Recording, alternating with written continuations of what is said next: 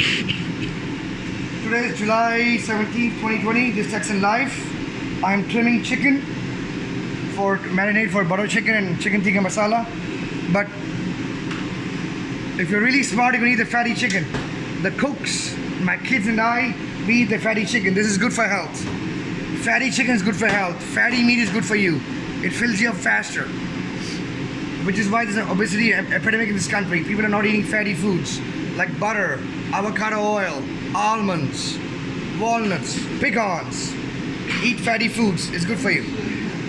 Don't listen to doctors about cholesterol. Most doctors are in terrible shape. They want to push their drugs.